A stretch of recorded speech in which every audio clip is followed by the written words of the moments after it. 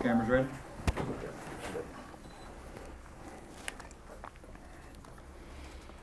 All right.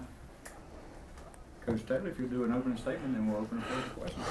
Wow, what a game. What a game.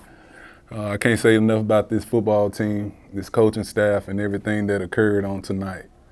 But we worked our butts off. We've been working our butts off all year long for opportunity to get to a football game like this. And just, you talk about a team finishing and finding a way as a football team, that's what I saw out there tonight. Just a complete effort, great effort by our football team. With us having 4 turnovers and still finding a way to win the game is just unbelievable.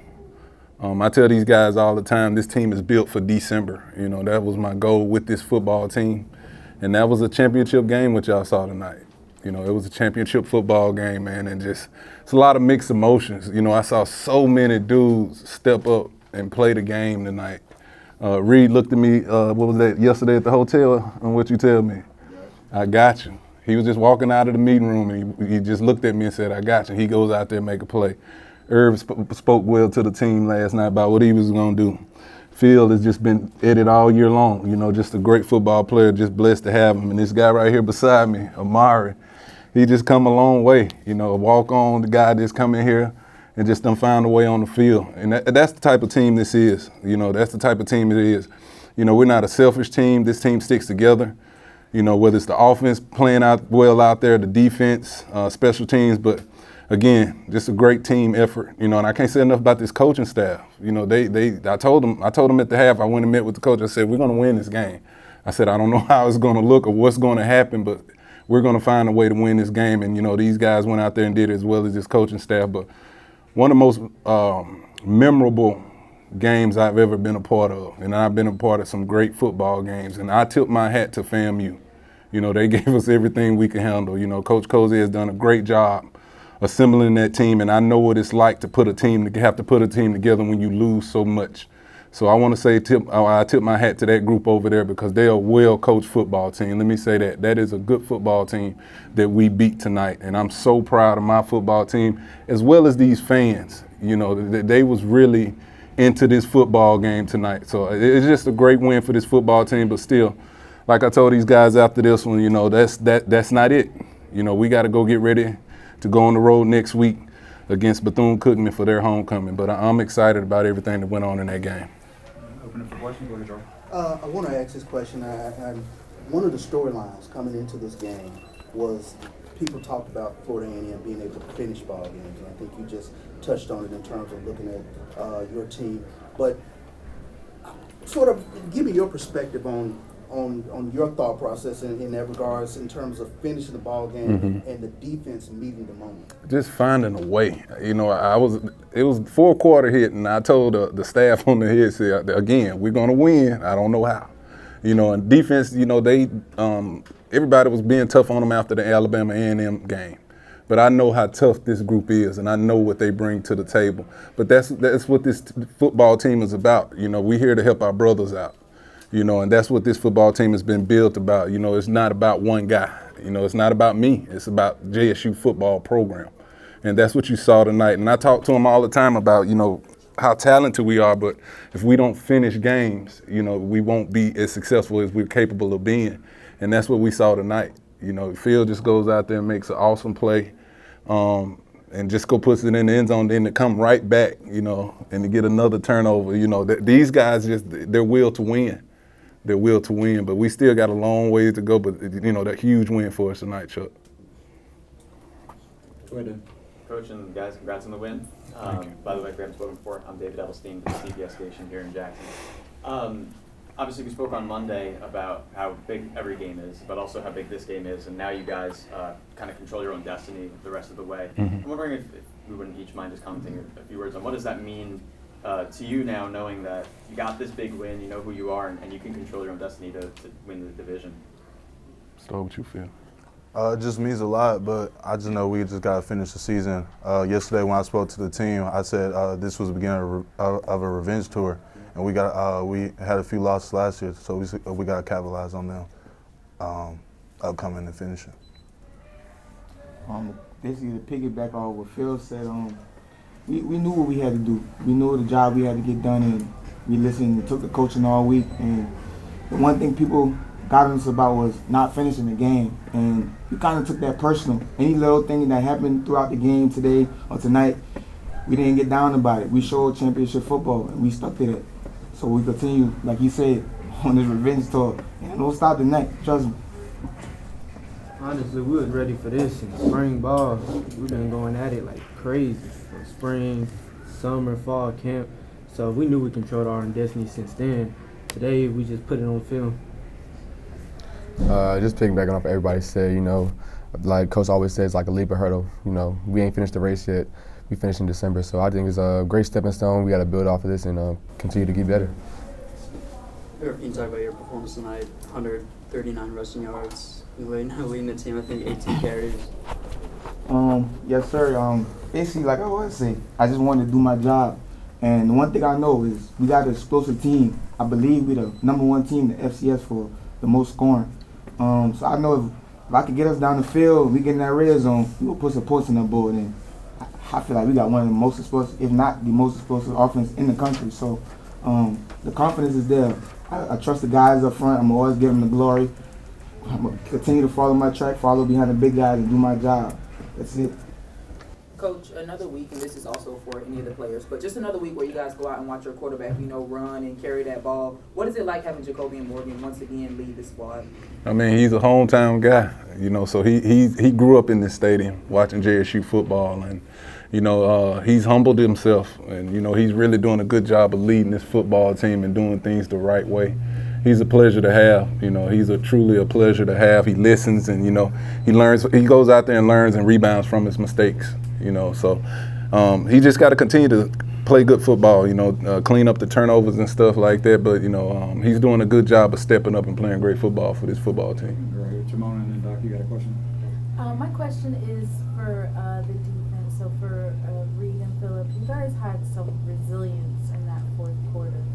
And when you had took it in for a touchdown, it seemed like there was like 4 or 5 people piling on you and you just driving and driving and driving.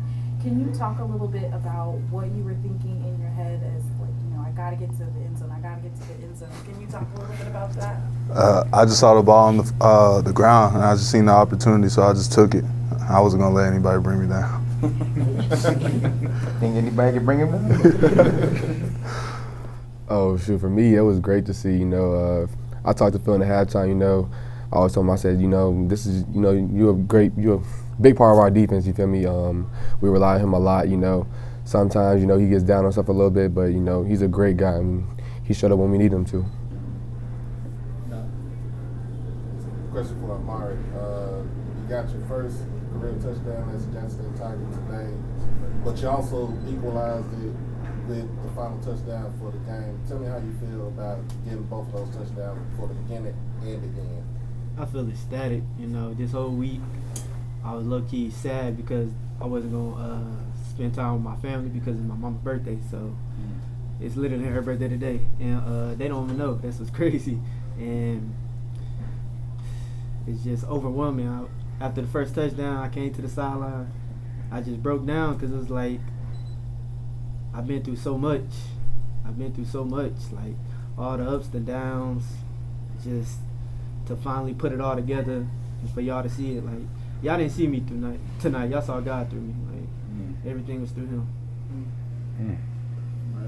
Coach, can you talk about, you know, basically your defense, technically, you know, getting 2 turnovers at the end of the game and essentially winning the game, you know, what they did, you know, in the final quarter? Yeah, I mean, good football teams find a way. You know, good football teams find a way. Like I said, starting with the coaching staff over there, you know, getting those dudes coached up, you know, and we wanted to keep him in the pocket. You know, that was our game plan, going in and make him throw from the pocket. And, you know, we knew if we kept him in the pocket, you know, he'd give us a few gifts out there. You know, he was their quarterback is a great quarterback, but he's dangerous when he scrambles, you know, to his right. But they went out there and executed the game plan very well. You know, I've been challenging them. I'm always challenging these defensive guys about that extra possession. And now they see why it's so important. You know, going to a fourth quarter, it's 21-20. You know, great football atmosphere, you know, and for them to go out there and create those turnovers, it was huge. Were there any halftime adjustments? I mean, FAMU did not score in the second half. Yeah, Coach Quinn, did some things different in the secondary with the cornerbacks position, and they had the 3 early passing touchdowns, and then we just took that away, and then these guys just kept playing. They amped up their level of play. They did not want that feeling we had last year. And what's crazy about it, we got some guys that, Reed, this is his first year, but he accepted that rivalry. He understood what it was about. These guys felt that last year and didn't know it.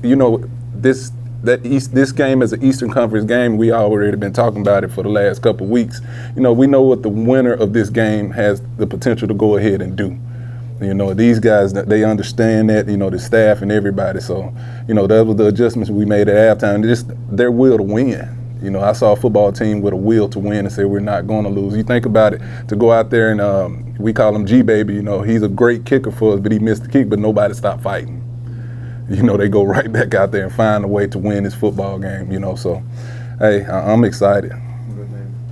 Yeah, I just wanted to ask Coach, and then also, for our running guys in the room here. First of all, Coach, what do you make of the fact that you scored all the touchdowns on the ground, of course, plus the defensive one, and then, FAMU scored all of them through the air, and then for our 2 running backs in the room here, if you guys could comment, just what's been the feeling about this group? There's so many names that have popped up on the sheet this year for each and every week. Back. Yeah, each and every week. But I told them last night at the meal, I said by ground or by air, we're gonna get it done. FAMU has been struggling with the rush offense, good rushing offense all year. And I challenged those guys. I challenged the big guys up front. I challenged Irvin, these running backs, Amari, and all these guys. Let's go out there and run the football. And I thought we did an excellent job to have 245 yards rushing against a good team like that. I'm so pleased and happy for this football team to go out there and do it. But, we got a bunch of lunch pail guys. They just wait on their opportunity. And that's the thing about this football team. Nobody never gets down because they don't get their opportunity. But when the opportunity comes, I've had over these last few games, since this season started, they shine. They shine, So, like this guy next to me, who'd have thought he'd go out there and score 2 touchdowns? I swear I never would have thought it. But he's been at it every day in practice, positive, cheering his teammates on, doing everything the right way. It's just a staple, and that's what we are as a football team. Yeah. And Murray and Irv, if you don't mind commenting just about what's that running back room like so far this season? It's deep and we unselfish, and that's the great thing about it. Irv came to me. We got to the sideline. I think it was a timeout or something like that. He said, "You want it?" I said, "Yeah, I'll go get it." And I ended up in the end zone. So we just a bunch of unselfish guys. Yeah, I wasn't even gonna speak on that because I'm not even a guy, But like I had plenty of college touchdowns throughout my career, and I know how hard he go to work every day at practice, and I see how positive he stayed. He come coach me up, you know what I mean? And it's like I could easily be like, dang, you know what I'm saying? But I don't. I take the coach from him. So I was like, hey man, I'm gonna give you a shot. I'm gonna get us down there to the end zone, and when it's time, I don't care if coach get mad at me or coach get mad at Coach Gallen, you going in there. And I told him, I looked him in his eyes, told him, if nobody else believes me, I'll do it. I know he's gonna get the job done. Good dog. All right, this is from defensive players. Reed, you started off with the first sack of the game, and then Phillip, y'all held FAMU to 300 yards of total offense, but basically you held them to 64 yards of rushing as a unit. Just give us an example of just how the defense gels when you feel like the back is against the wall and you need to go out there and make a play. I guess I'll go first, but we take big pride in making sure the front 6, we take a big pride in the trenches, making sure we stop the running game. We say, shoot, anything more than 50 yards is too much for us, for real. We pick a bit of emphasis on that every week. And then we know our back end, we can stop the run game, we can pin our back end to finish the game for us. Yeah, I want to piggyback off him. Coach really just preaches that nobody's going to run the football on us. So we took that and ran with it. And also, it just started in practice through the bye week. That was a very intense practice week. So we took that energy and took it to the game. That's it. Question back. Going off that with defensive guys back against the wall, after that field goal goes wide, you guys have to get a stop. What's the conversation like on the sideline before you go on the field and then in between plays as you guys are trying to get the ball back? Kind of like we've been saying the whole time, everybody got each other back. Offense got defense back. Defense got special teams. We all brothers play. We fence. You know, so you know, as soon as he missed the kick, it was like next play. You know, we got to get our stop. We got to make it happen for our team. So that's what we did. What was that term? We fence? Yes, sir. We fence. That's what we go about. We fence. Like he said, it wasn't too much conversation. We knew what we had to do, and we did a good job shutting them out in the second half. I just have one other question. So these other previous games, the third and fourth quarter, for the defense, you guys struggled a little bit, but today it was no drop off, and the fourth quarter is actually where you guys really, really shined. Can you talk a little bit about what you guys did during the off week? Did that have to do with maybe your practices, or what was that mindset going in, because you guys knew that FAMU was a strong fourth quarter team? What did you guys do? I kind of said it like pre-game speech yesterday when I was talking with the guys. Our attitude, you know, attitude throughout the whole season. You know, we wanted to finish games, but we weren't able to some games and stuff like that. So we put a big emphasis on having a good attitude and making sure finishing games, because we know we can do so. I feel like we were well in shape for this game, and Coach TC told us to just finish. So that's what's on our mind. There's still, I think, 4 or 5 games still left in the regular season, but you know, a win against, you know, a number 18 team, you know, what kind of confidence does that carry over, you know, to, you know, the rest of the season? Honestly, a lot of people don't know that. The confidence that I'm riding on and living off of right now is pretty high, because I actually didn't have no spring, no camp, no summer training. I had surgery July 3rd, and I missed the first 2 games, and I hit the ground running. So for me to actually play at a high level like that tonight, it actually brought my confidence back. So I mean, I ain't really say too much, but for the rest of the team, good luck. You know? Y'all good? I think we're good. Y'all good? I think we ended on that. You like that? We're good, Coach. Appreciate You y'all. good? Hey man, thank y'all for what y'all do. Appreciate it, man. Proud of y'all.